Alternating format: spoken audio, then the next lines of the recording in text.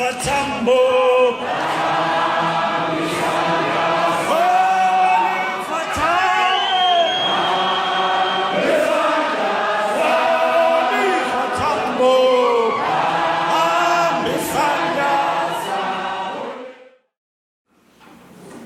name is Ndaba.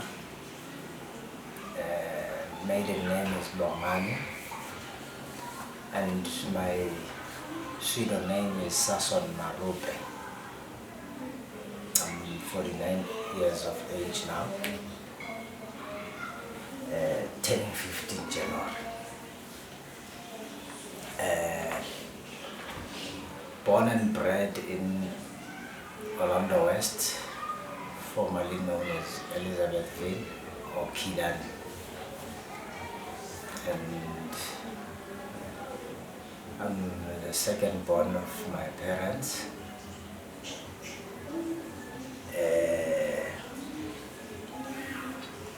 I grew up under my grandmother's care and guidance, which was, traditionally African, tough hand, and well, that's just being African.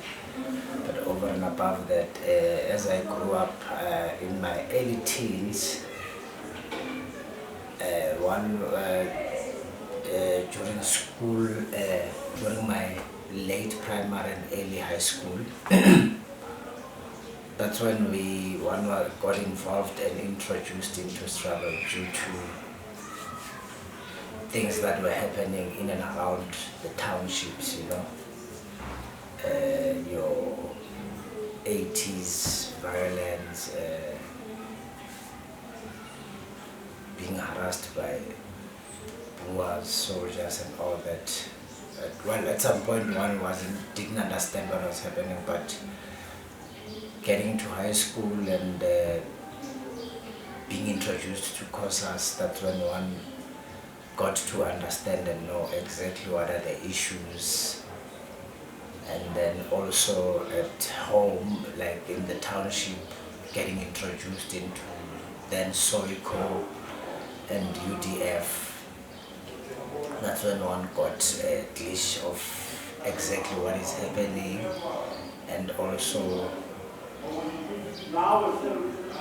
one would see that no, these conditions needs something to be done about it, and that's when I felt and took a decision that I need to form part of the individuals that would fight the system, because the system was not correct at all.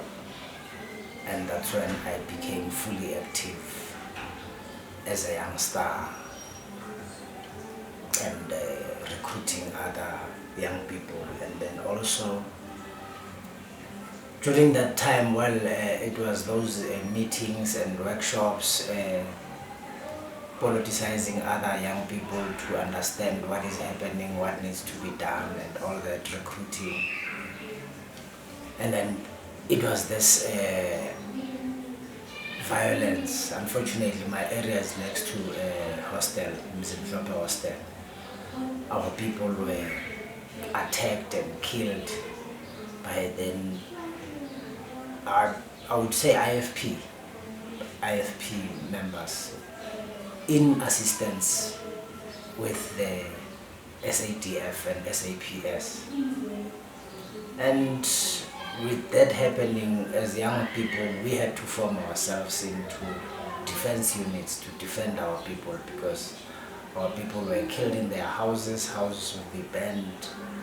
And we took it upon ourselves. We started, the very first time one was introduced to handling a firearm, we had to disarm your bakeries because they were escorted by security guards with pump guns and all those. We started disarming them to arm ourselves to defend our communities. And most of the houses which are on the area opposite the hostel itself, those houses, most of them were empty because people have fled because of the violence, and they were closer. So we used those houses as camping bases where we camped. When the entire community is sleeping, we had to camp to make sure they are protected at night, you know. Only went home once, I don't know after how long, you know, just to get yourself refreshed and change clothes. And then, you know, every area and every township will have its own informers. And then you just hear from home that the police were here looking for you. Obviously you know that, okay, informers have told them that now people who are active here is so and so, he stays at this place and that place. But we persisted, defended our people. I remember one incident that led me to even had to, the organization decided to take me out of the country. We had a serious tip off that these guys were coming to attack the township, and we formed ourselves into a very tight defense.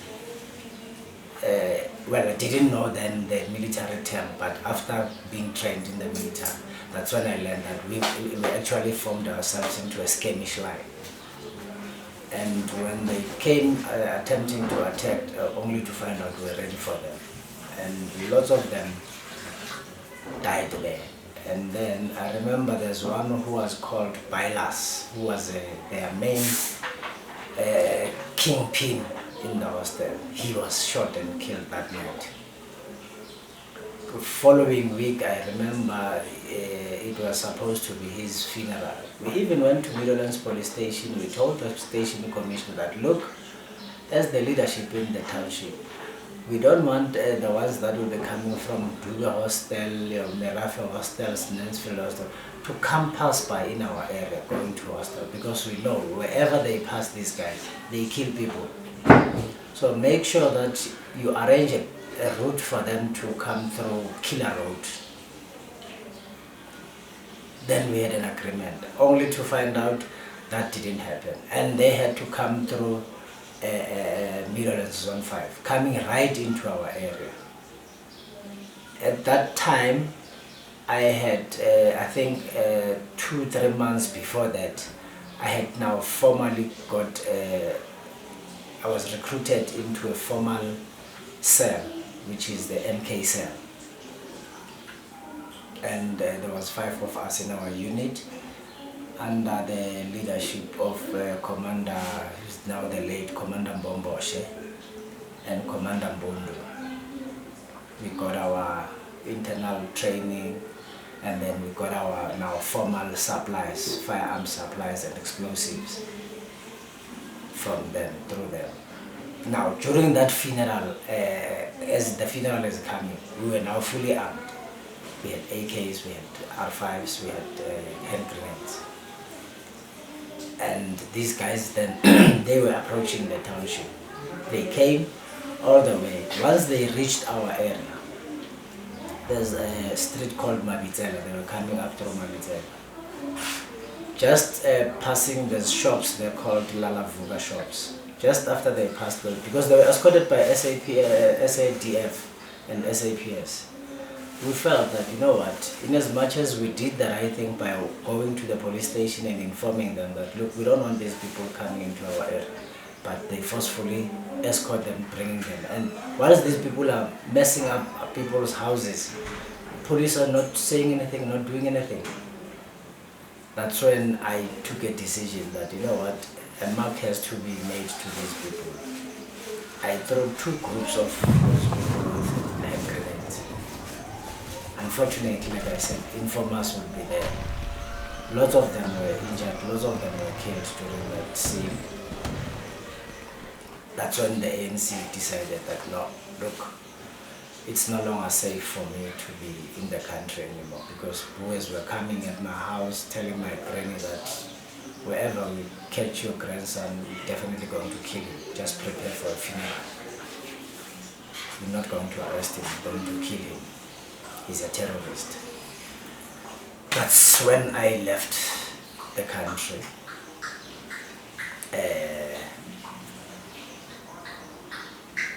In exile, then that's when a new name was given to me, the name Sasol Marupe. Got in there and got formal basic training, which is the guerrilla warfare. After completing the guerrilla warfare, immediately, that was now in late 1990, no, beginning of 1990. That's when here in the country, there was a beginning of the CODESA negotiations. And then the ANC had already spoken with the then TBV states, which is your Transkei, Botswana, Ciskei, and then some of the Transkei Defense Force guys came into camps in exile to now give us a formal training of the,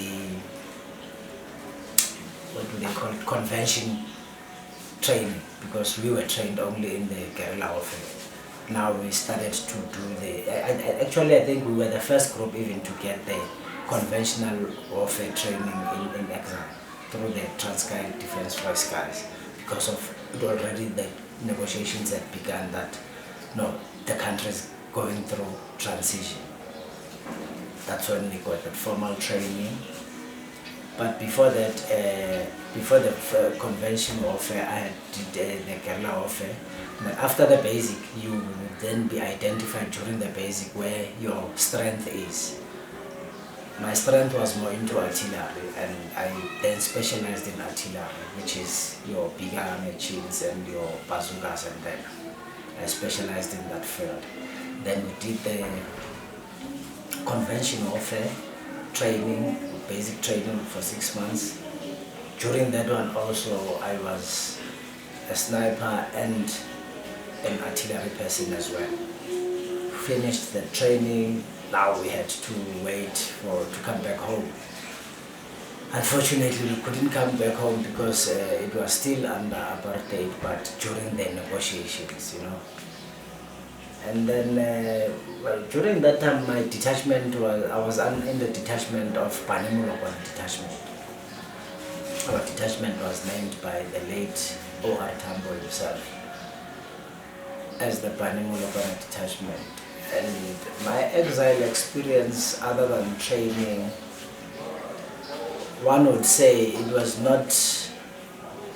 Well, firstly I would say it's not like one went to a vacation or something. It was not one of those very conducive situations. But then we understood that, look, the cause was all about making sure that we get ourselves trained and prepared to fight for our country. That was the main cause. So you wouldn't expect to have custard and jellies and your 7 colors meals. We woke up with for breakfast we had one bun and a cup of beans. Lunch we had a bun and a cup of beans or rice, and a cup of rice and a cup of beans. Supper, same thing. Only on weekends and only if there was supply from obviously countries that were donating towards the ANC and also your UN. That's only when you would have a piece of meat. Mostly it would be chicken. Other than that, we had lots of pigs. Other than that, maybe the camp commander would decide that a couple of pigs can be slaughtered. But generally it was beans and rice and beans and a bun. That was your meals throughout. Water, for drinking water, we used water from swamps. There were no taps.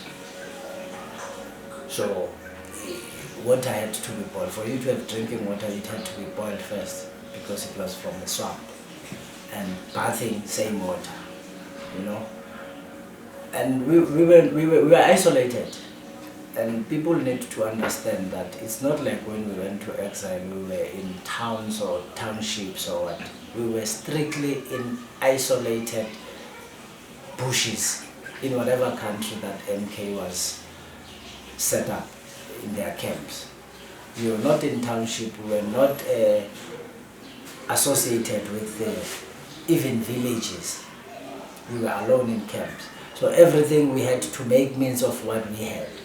And also, because from time to time, every week, every platoon would be its responsibility to go get firewood to make fire for cooking and all that.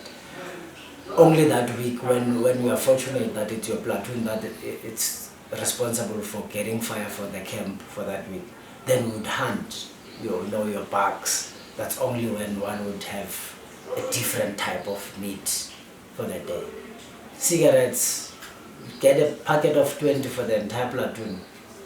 Platoon of 30 people, you have to share one packet of 20, not a carton.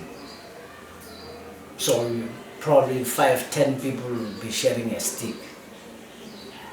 If there's no supply, you are doomed. And then only, like I'm saying, only if maybe your platoon had an opportunity that it's their week to go get the firewood. You meet peasants in the villages as you go looking for firewood.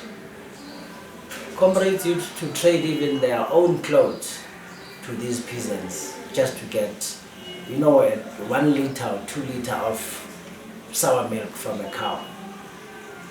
Because those were, like, you had to make means with what you have. But to be quite honest, in as much as it was a traumatic experience and situation, but personally, I feel and I want to say that experience made me the man I am today. I'm a family man today. I'm a father of 9 kids. Believe you me, I'm unemployed, but my kids would never go to bed on an empty stomach, because I use the same experience I got from exile. But you know what, at the end of the day, I do not have to live on handouts. As long as I'm still able, I still have my both 2 hands and my arms. My mind is still functioning. I need to make means with what I at my disposal. Obviously within the framework of the law, other than breaking the law. But I would make means that at the end of the day there's bread. So I normally, even when I give my kids teachings, I use my experience in exile. Like, look, this is the situation now. Make use of what you have now. Don't look outside that we don't have 1, 2, and 3. But with what you have, make use of it and make the best out of it. And for me, it works. In as much as it was a traumatic experience, but it taught me, and I'm still using that to this day, that I can make something out of nothing and make it work,